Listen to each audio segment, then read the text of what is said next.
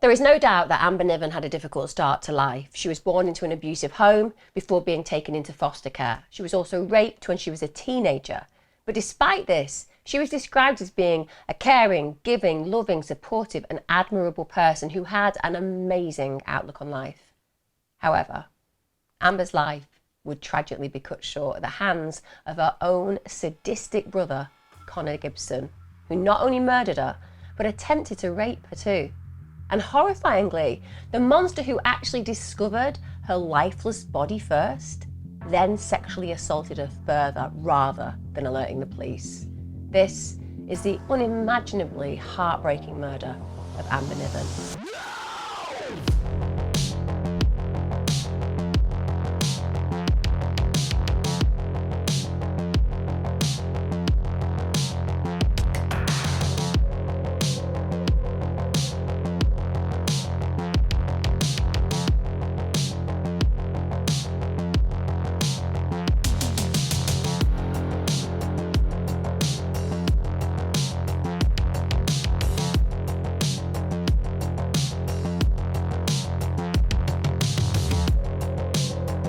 Hi guys, welcome back to my channel. Thank you for joining me. Today's case is one that I wanted to cover since I first saw the murder breaking in the news, because it was just too chilling to conceive of the reality of what I'm going to talk about today, and I just needed to know more. I needed to know whether the accused really was guilty of doing the unspeakable. Also, if you're new to my channel, I release my crime content on a Wednesday and a Sunday, so if you like crime and consistency, this is definitely the channel for you. I do deep dives on cases, both new and old, and hopefully even if you've seen cases covered that are similar or the same as the ones that I have, you'll still go away with some added value. Also, massive shout out to my YouTube community. Thank you for supporting me, and also my Patreon. Can't do this without you. You know I adore each and every one of you. Let's talk about today's case, which, as I've already covered in the introduction, is absolutely blindsidingly terrible. Peter Gibson and Anne-Marie Adams. This is where it begins. They have two children. That's Connor, he's born in 2003, and then Amber is born on New Year's Day in 2005. I would say they were born into the classic dysfunctional family. A family who were not prepared or capable of raising children in a loving environment. People who ideally, I don't know, shouldn't have children. The two didn't have a happy life at all in their early years. It was a very abusive home, and the father in particular would often be domestically very violent towards Anne-Marie in front of her children. So he'd punch her in the face, he would drag her by her hair, he'd kick her, he'd put his hands around her throat. And what we know is that children growing up in such an inhospitable environment and witnessing such traumatic events play out, they understandably have fractures in their foundations. It's hard to trust other people because you've seen that people who are meant to care for you can make your life more vulnerable than anybody else. And also, it can make you feel desperate for attention, desperate for validation of other human beings because you haven't received it in the very place you were expected to do. So it's such a conflicting and confusing experience to be born into these situations. So without a doubt, Connor and Amber are going to have those fractures, and it doesn't bode well for their future because clearly they are going to need help, guidance, support and opportunity if they're going to heal any of those wounds. And often that healing just doesn't come. Now in 2008, Connor and Amber get removed from the household because it is abusive. And at this point there is, I suppose, a light in their life, which is in the form of Craig and Carol Niven. They get fostered, and when it comes down to people who are willing to take siblings, that is quite unusual. Sibling groups are quite challenging to place because being a foster parent has a whole heap of additional issues associated with it, because often you're getting children who have been wounded. It's not the child's fault. Their behaviour is not their fault either. They are symptomatic of a horrible background on the whole in those circumstances. And that means that foster parents can often feel that taking more than one can be something that's more difficult to manage, and therefore they'll choose an individual single child. But Craig and Carol Niven decide that they'll take the sibling group, and that's really courageous, but also it's really wholesome to be able to open your home to children who need a place to grow and be loved and thrive, and they do that. So this is when Connor's 5 and Amber is 3. But like I said, we also have to acknowledge that there's been a lot of trauma in those 5 years and 3 years. So these children are likely to have behavioural issues to some degree because they have been brought up in the environment that I've just described. Now, the couple who fostered them, they'd actually become foster parents 2 years earlier in 2006. So this is relatively new for them. And they were obviously down for the road trip, so to speak, where fostering is concerned, believing that they can additionalise, change and benefit the lives of the children that they are put in care of. Amber, she actually liked to be known as Amber Niven. This is after she's been fostered by the Nivens. And that indicates, first of all, of course, that she's having a really good experience with them. She wants to belong to them. She wants to actually feel that her name reflects their name. And I guess part of that is to do with that need to feel like she has an ordinary life with ordinary parents, because that can be extraordinarily wonderful for a child who's had such dysfunction. So aligning her name with them, that demonstrates not just a loyalty to them, but also a desire to seem that she is one of them. So to find that connector. So feeling that connection with the surname more than her biological father's is something that must be very present for her. Although the reasons as to why are unclear, there is a change when Amber's 14. So when she's 14, she moves into Hill House Children's Unit in Hamilton. Now, the reason for this potentially is the fact that she and her brother were not necessarily the best mix. So Craig Niven, her foster dad, he said that they just weren't good together. I've worked with young people who are vulnerable, and I've worked with children who have been in foster placements and ended up back in care. It doesn't tend to be that there's just simply a failure of being able to thrive with your sibling that will result in that. A foster parent making a decision to actually place you back in care, one, that's done with a really heavy heart, because it can be incredibly abandoning for the child. It can be something that exacerbates the attachment disorders that they carry with them because of their childhood. So to some degree, add insult to injury by placing them back in care is one of those things that must have been born out of deep thinking, because it could have quite challenging impact on the way that she feels about herself, and it can open up further vulnerabilities. This is just me from my own experience in discussing what I feel potentially led to Amber ending up back in care. And I would imagine that it is down to the way that she's behaving at home. Maybe her foster parents don't feel that they're able to give her a foundation of security because she's acting out against their authority, and so on and so forth. But to end up back in a care placement as opposed to the foster home that you've been in for many years, that does speak of a failure within that situation. And again, this isn't a blame thing. I'm not blaming Amber and I'm not blaming the Nivens. This is something that happens regularly, unfortunately, for children who've had dysfunctional upbringings originally and have struggled with the way that they feel about themselves and the world around them, because it can lead to some very dysfunctional behaviour. So I'm just suggesting that could have been the reasoning as to why she ended up back in care. But the fact that Craig Niven says that he really didn't feel comfortable leaving them in each other's company, that speaks of something that sounds very conflictual, escalatory, and potentially dangerous, because we all know what it's like to row with our siblings. If you're lucky enough to have siblings, you're definitely going to have been through some situations where you've had rows with them, and they can become a little bit loud and toxic at times. But for the most part, nobody's worried about severe harm coming to a sibling because of the fallouts with the family members. But there must have been something that felt bigger for the Nivens when it came down to Amber and Connor. Apparently at times they got on really well, but at times they didn't. And another person who commented on this was a friend of Amber, and they said that the relationship between her and her brother was very turbulent. But again, the word turbulent would still be contextual with what we expect for teenage siblings, so I can't help but believe that it was bigger than just that ordinary turbulence. So Connor, he does stay with the Niven family. This is until 2020. And at that point, he moves into a housing unit called Hamilton's Blue Triangle Project. This is when he turns 18 years of age. And some of you may be thinking, well, why did he end up in a homeless place at 18 when he's been living with his foster parents? Does this mean that they broke down in their relationship? And the reality is likely not to be that. reality is that at 18 years of age in the UK, a foster parent will stop getting paid the amount of money they'll be used to for that young person. And that means that the shortfall will have to be made up with other benefits if they can achieve that, which often means that the foster parents don't want them to live with them anymore because financially it doesn't work for them any longer. And that isn't to make out that there's anything unfair about foster parents asking the child to leave at 18.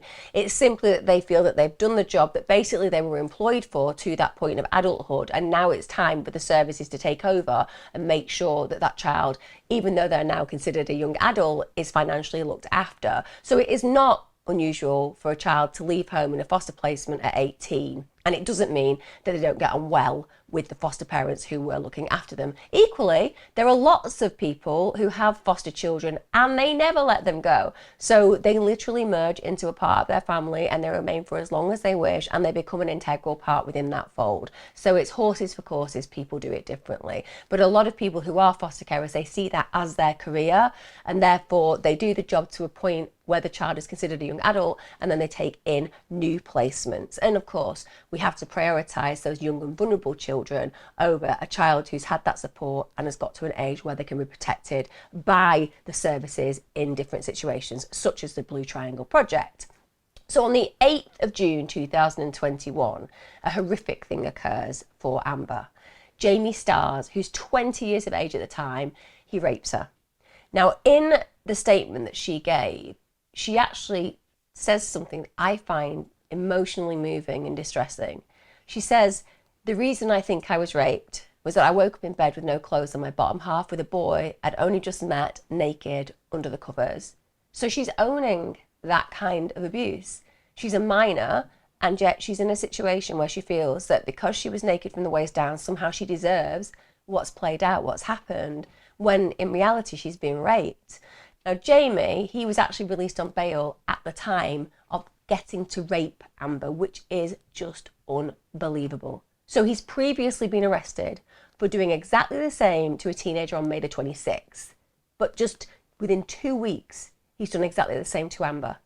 Now, what is going on that this guy was allowed to walk the streets with such a serious charge, and obviously with no remorse for his actions whatsoever? And he's actually given 10.5 years in prison when he was tried, and he was placed on the sex offenders register, of course. He was also assessed as being a very high risk of sexual violence on release. So they don't even think, once he's served his sentence, that he's going to be the type of person who's safe to walk our streets. So why was he walking our streets when he got the chance to do what he did to Amber? And again, it just speaks of her vulnerability, doesn't it? It speaks of her vulnerability that this horrible event has happened to her and that he saw her as a potential victim. And it speaks to her vulnerability regarding how she describes the attack. She doesn't necessarily speak of herself as somebody who's been a victim. She's looking to try to blame herself to some degree, which is awful. Now, just 5 months later, Amber's going to be attacked again. But this time, it would be her own brother. And the attack would be so serious that it would actually end her life.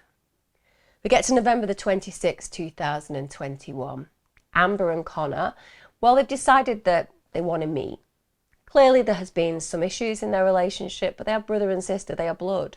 And connecting with one another is clearly going to be important, because even if they haven't got on at times, even though they've had a fractious relationship, they reflect their experiences. They grew up in that home for the first 3 and 5 years of their lives. They've spent their lives together at their foster parents, and not seeing each other because they've had conflict. That's something that will pass, because essentially they're drawn back to the position of wanting to see one another because they do actually belong with one another. And I doubt for 1 minute that Amber felt any differently to what I've just suggested. I believe that's exactly how she would perceive her and Connor's relationship. Yes, we struggle. Yes, we have conflict, but when he calls and wants to get together, of course I want to see him, because he reminds me of who I am and where I come from. So Amber's really excited about this. Bear in mind, they don't live together at this moment in time. She's probably missing him. However, Ian Curry, now this is a manager at the children's home where she's staying, he was really worried. He actually said he didn't think that it was appropriate for her to go out because it was late, the weather was bad. And a lot of people will say, well, hang on a minute, if Ian Curry is the guy who's in charge of the children's home, and he's saying he doesn't want her to go out because it's late and the weather's bad. Why doesn't he just stop her from leaving? Surely he's got the power to do that. No, he hasn't.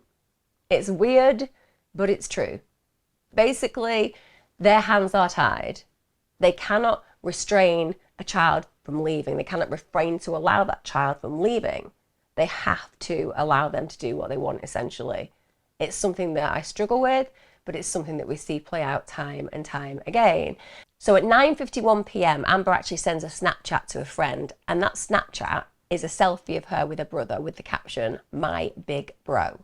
So she's actually proud of the fact that she's gone out and met her big brother.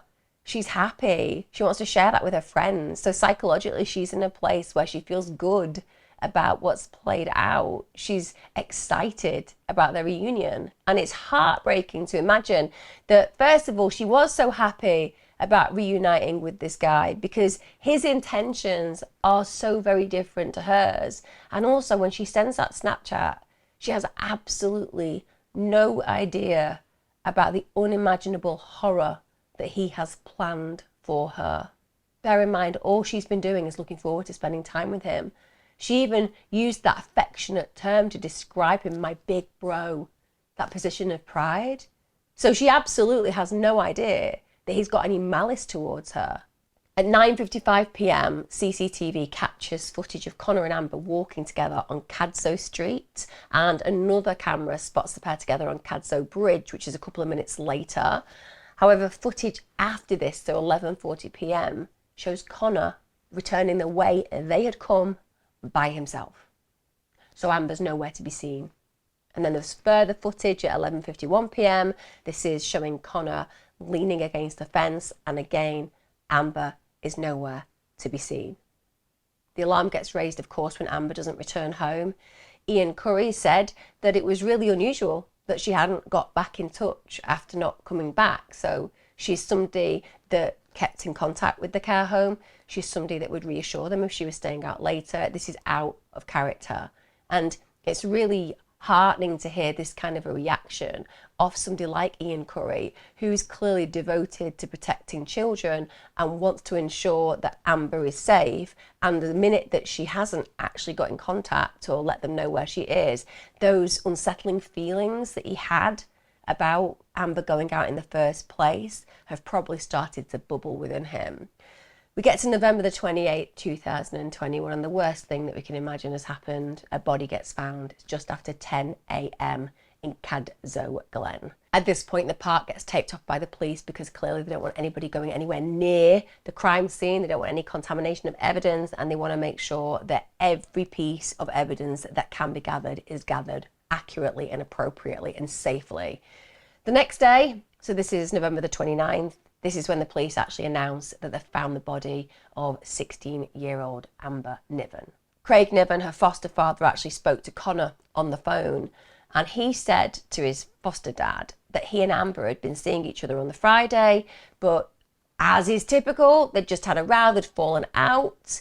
And Amber's foster dad said what was really weird on the phone was that Connor didn't sound emotional during the conversation. He'd just been chatting normally. And this is completely atypical, because if you realise that your sister has been found murdered, or even if you don't know how the situation has played out, but you know she is dead, if you have even a thread, a tiny scrap of empathy running through your veins, you are going to be devastated. And if you're talking to somebody who also loved that individual, that's going to even more amplify the emotion. We all know how that is. When we're in a situation, we can hold it together, but the moment that we speak to somebody who loves us and knows that person that we've lost, you crumble, because it's a safe place where that individual is expecting you to have that level of emotion. Not for Connor. Connor shows no emotion whatsoever, and that's key, isn't it? Because what we're looking for when we think about perpetrators is, do they have the capacity to understand remorse? Do they understand what it's like to feel empathy? And Connor right now is introducing us to the reality that no, he isn't, not even a tiny bit of it. Nada. It's nowhere to be seen. So on November the 30th, 2021, Amber's death is confirmed to be a murder. They could tell that she'd had significant injuries inflicted on her. She'd actually been killed as a result of compression to the neck. Also, her body was just caked in mud and she'd been covered up by bushes. Also, her clothes had been removed and they could tell that she'd been sexually assaulted. So they're looking for a killer at this stage. It's clear, because this is a horrendous, heinous level of an assault and somebody very dangerous has clearly carried it out. Now, despite what I've just told you about the injuries to her body, the police actually said at the time that there was no risk to the public. They didn't believe that people should be concerned about this killer on the loose, just throwing it out there. And they considered the attack on Amber to be an isolated incident. A detective went on to ask for help from the community, saying, "It is clear Amber has had an untimely death, and at this stage we don't have anyone in custody for that, so that person is on the loose." Now, I don't know about you, but I find that a bit of an oxymoron, a bit of a juxtaposition there. We have a killer who's on the loose, but don't worry, because we think it's an isolated incident. But we have a killer on the loose. With respect, if there is a killer on the loose, the general public is not safe from that killer. Because if somebody can kill, then they can kill again. Probably should just have been best to have said, be vigilant, there is a killer on the loose, as opposed to, we don't think you should worry, this could be an isolated incident. Unless you are somebody with the potential psychicity that evidences they don't need to worry, then arguably, I think the local community should be vigilant about this kind of individual wandering their streets. Now, I appreciate the reason they're saying it's an isolated incident is they already likely think they have a suspect. They already likely believe it is directed towards Amber because of some kind of feelings towards her, as opposed to stranger killer, which is very, very rare when an individual actually gets murdered by somebody that they don't know at all. In the meantime, Connor decides that his best bet is to do the classic, to make yourself super innocent, just post something on Facebook, say something nice about your sister that you've killed. He writes, "Amber, you will fly high for the rest of time. We will all miss you, especially me. I love you, Ginger Midget. GBFN. Goodbye for now," basically. That is clearly a way of deflecting, as far as he is concerned, the suspicion on him. Well, we definitely thought that it was Connor, bearing in mind we've got him on CCTV with the actual victim just before she's murdered. But then Mary, on reception at the police station's only gone and turned up a Facebook message, which is really nice, about how he's going to miss her. So we totally need to strike him off the list of potential suspects, because no potential suspect has ever thought of that strategy before. That's what he does. Also, he speaks to reporters at the Daily Record. He actually asks for a face-to-face interview because he wants to talk about his sister, because he wanted people to know what she was really like. I mean, he's literally courting the press with that idea of, if I want to speak publicly to people, everyone will think I'm innocent. Like, genuinely, have you ever seen the Mick Philpott case in the UK? If you haven't, please watch it. I've covered that on this channel. Exactly the same kind of mindset. If I'm speaking to the press, I can't actually be guilty of carrying out the heinous crimes towards my children that I'm actually guilty of. This is what people do, because if you are a guilty person, your mind and brain does not operate in the way that a person who is innocent will operate, because a person who is innocent is operating from a place of intuition and reaction to the situation, a general feeling of empathy, as opposed to portraying this idea of what they believe they should act like because they are guilty of the crime instead. So it's a very different reaction. So a meeting actually is arranged, and that was arranged for December the 2nd with a reporter, but he was unable to attend because on December the 1st, 2021, Connor was arrested in relation to Amber's death. Now, they have a huge amount of evidence. Let me put it out there right now. You've heard about the CCTV and so on and so forth. You understand from the background there are problems between the two of them. So it's not difficult for investigators to piece this together.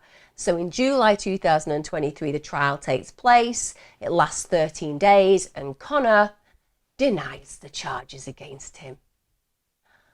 I kid you not, I do think that just as if you say that you're actually guilty of an offence initially, you get a lesser sentence. So too, if you deny the charges and it's absolutely blindsidingly obvious that you are guilty, they should triple the sentence. I'm pretty sure that would go a long way in getting people who are guilty to really think about whether they should try to get away with it in the first place. You know, I kind of think that would incentivise. Connor, if you do say you're guilty, because we know you are, because it's literally a breadcrumb trail forensically to you, you will actually get a reduced sentence. But if you're found guilty, I'm afraid we're going to lock you up for 3,000 years. Sorry, I know it wouldn't be 3,000 years in the UK, but again, I'm wearing my imaginary judge and if I was Queen of the World hat. But no, he just goes for the not guilty. But the evidence is damning. Literally damning. So, first of all, CCTV, as I said, captures Connor walking, plodding really, I would say, home alone from the park after he's been there with Amber. That disturbs me, the fact that he's ambling along after doing something absolutely heinous beyond belief. He's ambling, no rush. What does that say about his psyche? What does that say about his ambivalence towards what he's done? And then there's another camera at his housing unit, and this records Connor getting rid of the clothes he's been wearing when he met Amber. Like every innocent person in the whole world, if I'm not coming in on a Saturday night from a perfectly innocent night out with my friends, removing my clothes to discard them, usually burn them, I don't know what kind of a weekend it is. I think we can all relate to it, can't we?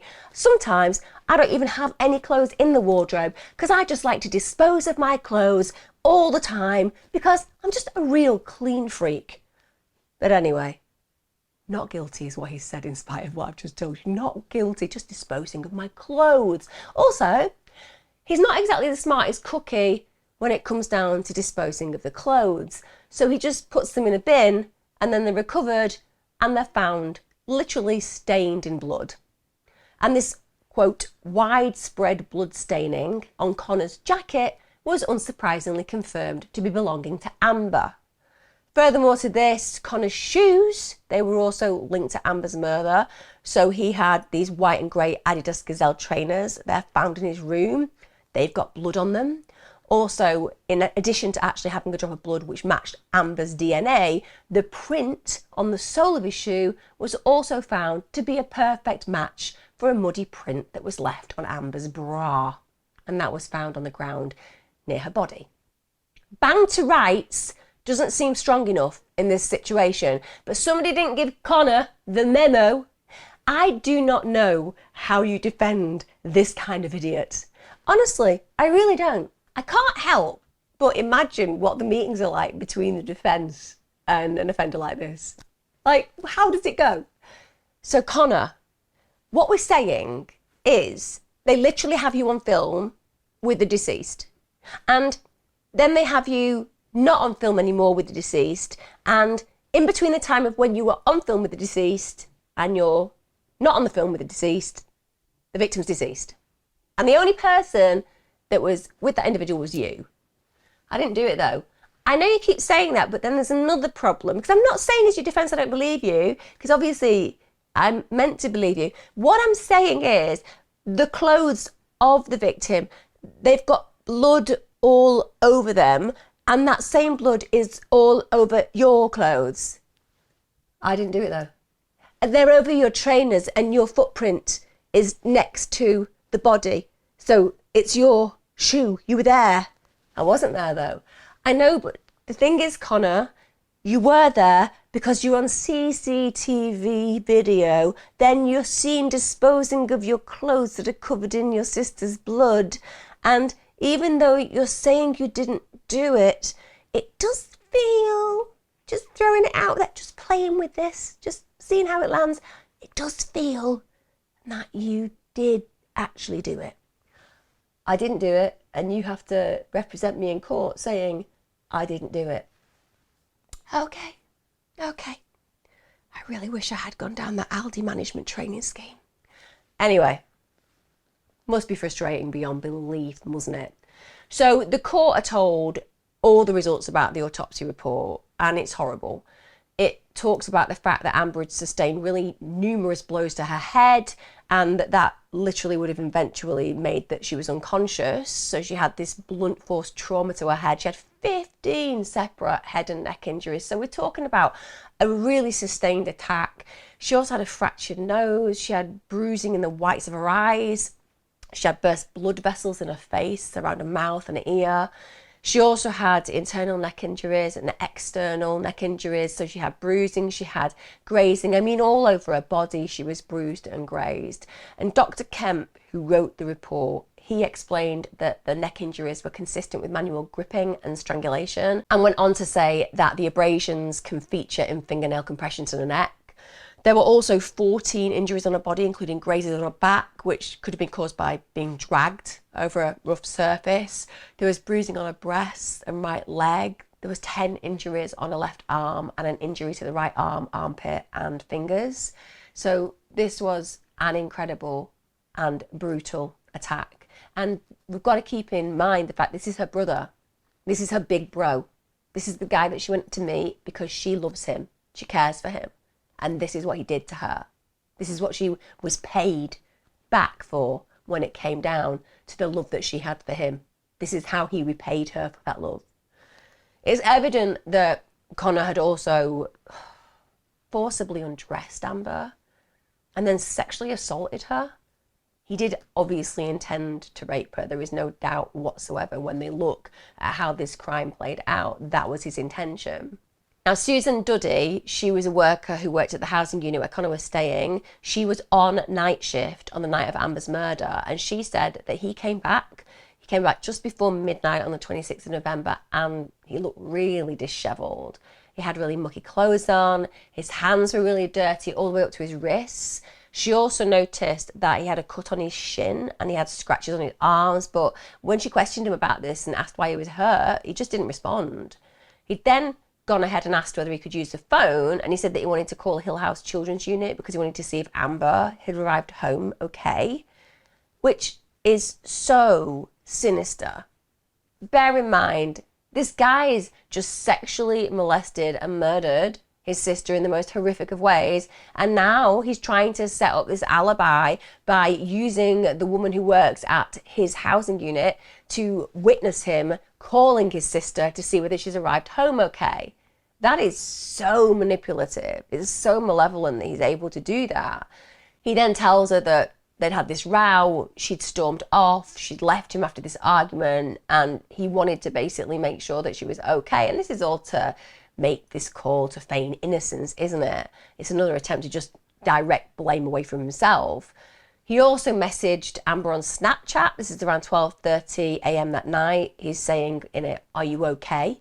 So, no, she's not, Connor. She's not okay because you've brutally murdered her and you know it. You massive psychopath. And I'm not using that word lightly. It's because clearly he is a psychopath. If you think about what we expect to see within psychopathy, well, lack of remorse or guilt, predatory behaviour, a willingness and need to exploit. Fitting all those, also massive lack of empathy. Yeah, tick box. He's certainly fitting all of those themes that we'd expect to see play out. So when they looked at his phone records, it also showed that around the same time he messaged a group chat on Snapchat saying, "I'm really going to need you guys to help me with something when you come back. I'm being serious." So he's got in contact with a group and basically indicated that something really bad has happened. But then an hour later, he replies, "Never mind, it's all good." So he's obviously rethought the strategy that he was going to use. So he was probably going to ask friends to help him move her body and engage them in supporting him, and has maybe had the mindset change of thinking, well, maybe if they find out, I'll get into trouble. So he's pretended everything's all right. He also searched how to get nosy police officers to stop monitoring your phone. Oh, you know what's really funny, Connor? I've got the actual answer to that. You don't need to Google it because Emma Kenny will tell you. Don't be a criminal. Don't be a murder suspect. There you go. Just be an average Joe like me. Police ain't interested in you unless they've got a reason to be interested, Connor. But this is clearly suspicious, and it's not going to go down well, is it? When they do searches on your phone and are like, why were you considering a need to avoid the authorities, Connor? Forensic biologist Alana Gunn, she spoke about the DNA which had been found on Amber's body. Now, this is where it gets truly sinister beyond belief, because what I'm telling you so far with Connor Gibson is harrowing. Of course it is. But they didn't just find a match for one man. They didn't just find Connor Gibson's DNA. They find another guy's, Stephen Corrigan, as well. So a sample from Amber's right hip had matched both of them. So Connor's DNA was found on Amber's underwear. So they actually had more evidence there that he was the person who forcefully ripped that underwear from her body. But there was a guy unrelated to these two whose DNA was also found on Amber's body. And it is heinous when the reasons come to light.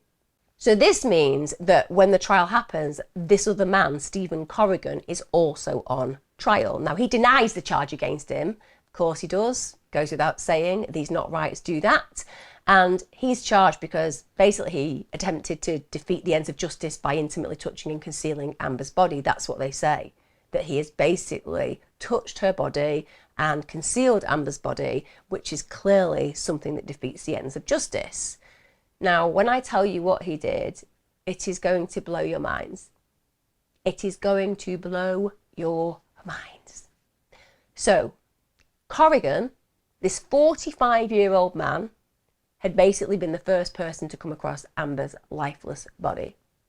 Now, I want you to put yourself in that position. You're walking along and you find the broken, beaten body of this poor child, because she was 16 years of age. You are a kid. And he comes across her body, and as opposed to him thinking, my God, I need to ring emergency services right now, he does something so far removed from that that it is actually incomprehensible to process. So instead of speaking to the emergency services, he intimately touches her body, then he hides her body under bushes and branches. Even in death, that girl wasn't safe. Assaulted by someone she'd never even met in her life. Now, it's unclear at what point Corrigan touched Amber's body, because of course he failed to actually call the police, but it was sometime between her murder and the discovery of the body on November the 28th. But it is horrific that this man did that his first thought was to gratify himself sexually. Now, Corrigan, he had lodged the special defence of having an alibi. Let me go through this with you. So his father speaks at the trial, and he claimed that his son was with him during the weekend that Amber was murdered. He'd slipped on some ice and he'd injured his arm. So his father said that he'd taken his son to a hospital appointment earlier in the week because of this, because on November the 23rd, after he'd fallen on his arm, he needed to get him there to get treatment. He said he'd slipped and fell down and damaged his shoulder. Now, Corrigan's arm was subsequently placed in a sling. His father also then said that on the Friday, Corrigan was then transported by his father because he was going to get his third coronavirus vaccine. And his father told the court one of his arms was in a sling and the other was just jabbed, so he was feeling very sore. Corrigan then asked, apparently, if he could stay with his dad for that night because his arms were feeling very sore, he's a bit under the weather. And he told the court that his son then stayed up late that night playing video games. However, in spite of him giving this alibi to his son, he also said that the following day, he left the house for a number of hours to go to the bookmakers and returned home to find that his son had left. Now, I don't know about you guys, but if I was the prosecution, I would be doing a little bit of a dance at this point, because what you're hearing is somebody who said that the reason that his son could not have done anything to this poor girl's body is because he was with him. He was at his house. And you'd go, oh, that makes sense then. If you know that your son was at your home the whole time, then he couldn't possibly have left, right? Because you would have known. But that's not what he said, is it? It's like, Okay, as the prosecution, sorry, I'm just going to stop dancing for a minute. Let me just go through that again. So you're saying that he definitely couldn't have done this crime because you know he was at your house the whole time. That's exactly right. He was at my house the whole time. It's exactly what I've been telling people. And you were there the whole time. Oh no, I wasn't there the whole time. He was there the whole time. Where were you? Oh, well, I was out. I went to the bookies. Wanted to put a few bets on the horses, you know. Bit of fun. Bit of a gamble. Makes me feel alive, you know. So, were you with your son the whole time? Yeah, I was with him the whole time. Well, apart from when I wasn't with him and I was at the bookies when I wasn't with him. So you weren't with him? No, I wasn't with him. I was at the bookies. And when I came back, he'd left. But aside from that, I was with him the whole time. So he couldn't have done it at all. I swear, that's what happened. So, of course, during cross-examination, and the cross-examination occurs from Advocate Depute Richard Goddard, Mr. Corrigan's asked if he remembers what his son had done the previous and following weeks surrounding the time in question, because they want to get their heads around how he's so sure about this particular time and whether he can be as sure about all the other times that he's spent with his child. And of course, his father not only has evidence that he wasn't there all the time with his son when he's meant to have been, but also when he's asked about any other occasion, he's like, oh, I couldn't tell you. So Mr. Goddard continues with this question and says, but you had no idea where he was when you were away to the bookies? And his father says, that's correct. I kid you not. How does this get to court at this point? How did he think that he would be a good defence for him? Anyway, Corrigan's father also said that another issue was that he did fall asleep when he was home from the bookmakers and that his son had returned to the house when he woke. So basically, just run through that again. So you were with your son the whole time? Yes. Aside from when you were out at the bookkeepers? That's right. And when you got home, he wasn't there? Again, that's right. And then you fell asleep for a period of time that you can't really quantify because you were asleep. And at that point, he was home. That's right. So there was a massive period of time where he could have gone out and committed a crime. Okay, now you put it like that, that does make sense. Bit of a bad day, really, because I lost on the horses as well. Artistic licence, I've no idea whether he lost on the horses. But clearly, not a strong alibi. Now, Mr. Goddard put it to him that he couldn't say where Corrigan was or what he was doing during that time, and he replied, that's right. Thus ends the potential alibi this guy was clinging on to. Now, his father did actually say that he wasn't lying to protect Stephen, but I would say, well, you weren't telling the truth when you said you knew where he was either, were you? Talk about an alibi falling apart, although it couldn't happen to a nicer guy, could it? Couldn't happen to a nicer guy. So when it came down to making it clear that Corrigan was involved in what happened to her body after death, they found Corrigan's DNA on Amber's body in 39 different places. This included her breasts, her buttocks, her pubic area, her perineum, and there was none of Stephen's DNA on Amber's shorts or jogger bottoms, so that indicates that those shorts or jogger bottoms were not on Amber's body at the time, which indicates that it happened after she'd been sexually violated. But as his DNA was present on areas of her body, which would have been covered by the items of clothing, it was clearly established that after sexually assaulting Amber's body, Stephen had then dragged her body and her clothes out of sight. So he'd physically hidden her under the bushes, leaves, and branches. How harrowing is it that that human being did that to that girl? That all he did was seek to gratify himself sadistically and sexually. It's grotesque.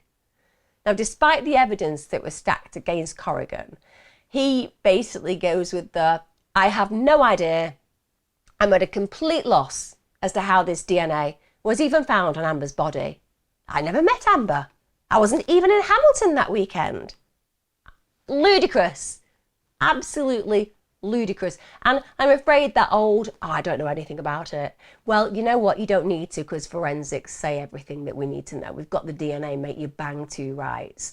Also, this is what he said, that he may have been to the bathroom in the bushes on a previous visit whilst chilling out on the grass. If that could implicate you in a crime, pretty much every man that goes out on a Friday night drinking needs to be concerned about any crime that plays out in the local area, because be honest, boys, you all have a sprinkle and a tinkle when you get full of beer, and if it was just that urine could create these things, there'd be a lot of people banged up for crimes that they didn't commit. Anyway, the judge in this case, Lord Mulholland, said that he had handled her body all over from head to toe, including areas that were intimate, private parts. And he said that his DNA told the story. There was no other explanation for his DNA being found on Amber, who had already been undressed at the time he discovered her. Now, none of you are going to be surprised when I tell you that Connor Gibson and Stephen Corrigan were both found guilty. Of course they were.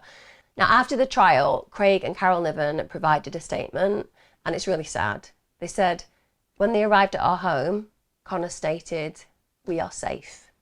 They were, until he took the safety away. As a family, we will never be able to get over how this was taken from her. We are relieved that the people involved in what happened to her are now behind bars. However, no amount of time will be justice enough for such a young, innocent life.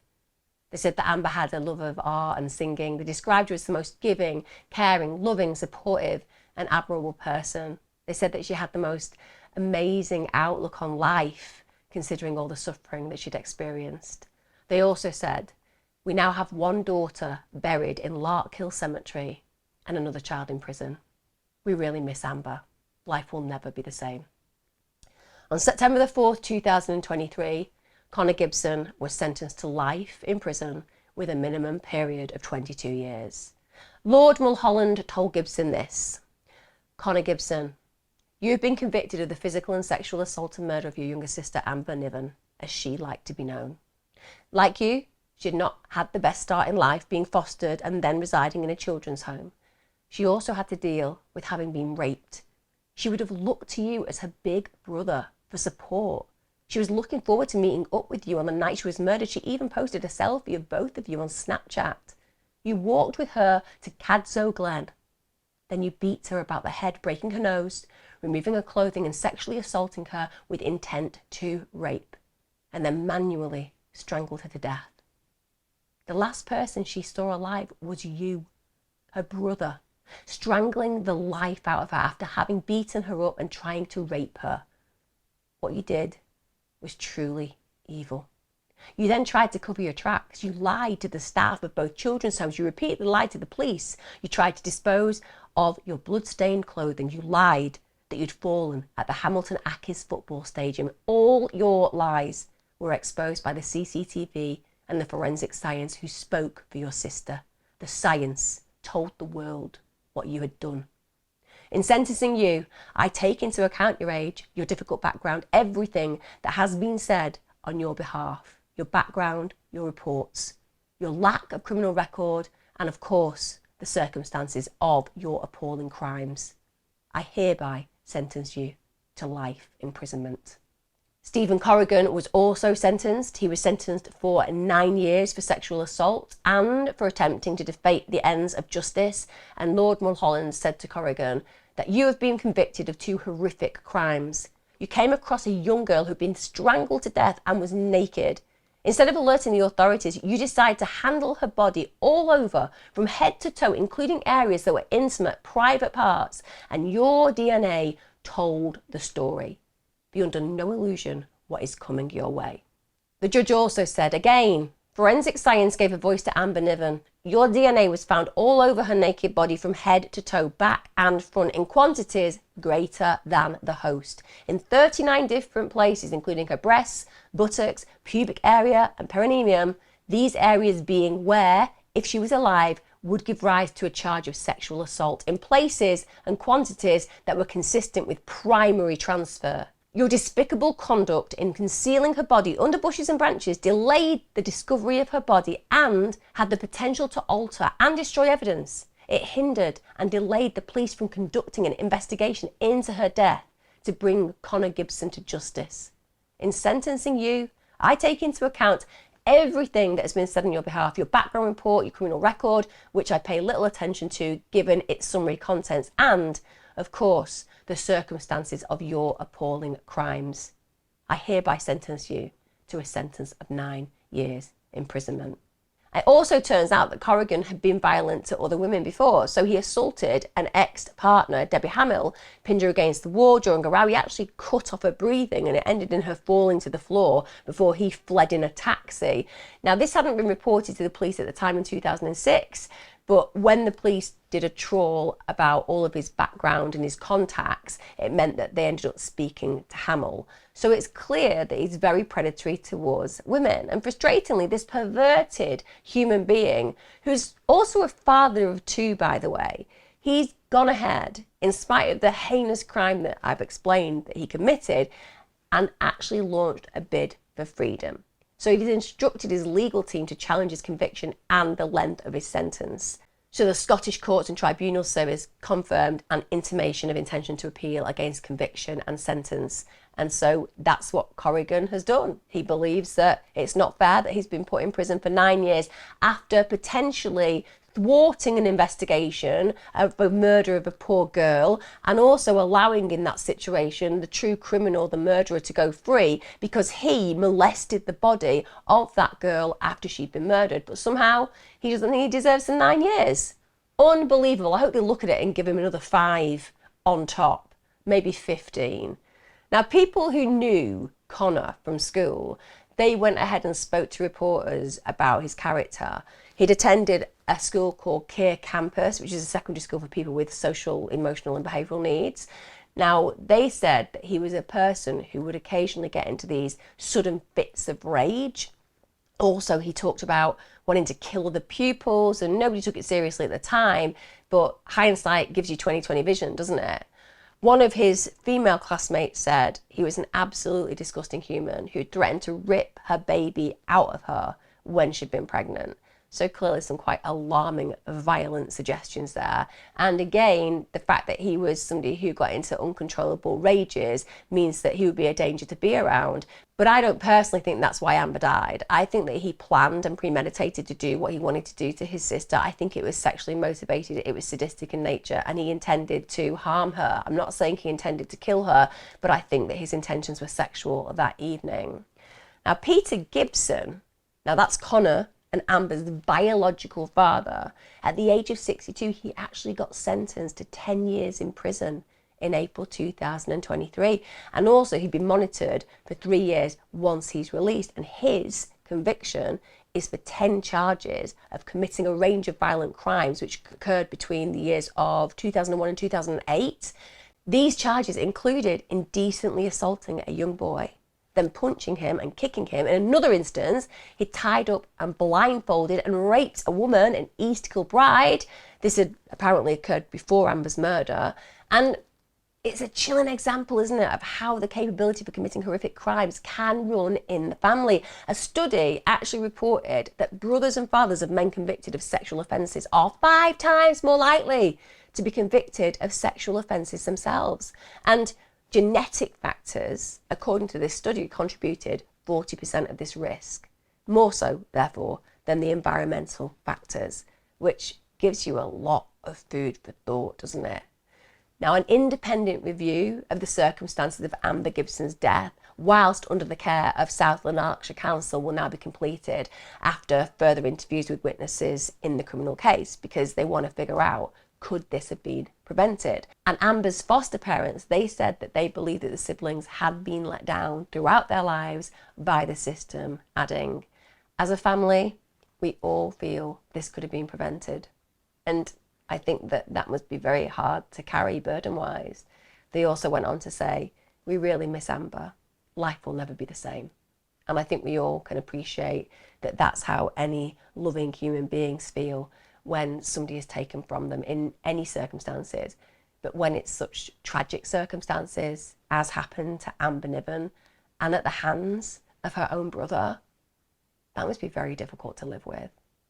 Like I said, this is one of those cases that is blindsiding, not just because of the evil that played out in the way that Connor Gibson treated his sister, who he should have loved and protected, but also because of that reprehensible excuse for a predator who used her body after death. It's a harrowing case to compute. because this girl, she was vulnerable all the way through her life. She had a hard time from the get-go, but it's almost incomprehensible to imagine that she wasn't even safe after she'd been murdered. I'd love to know your thoughts on this. Obviously, this is an absolute tragedy, and my heart goes out to everybody who knew Amber Niven. She could have had a future filled with possibility, and instead, she died at the hands of the one person that she really should have been able to trust, her own brother. Let me know your thoughts in the comments. I'll see you again next time, guys. Be safe.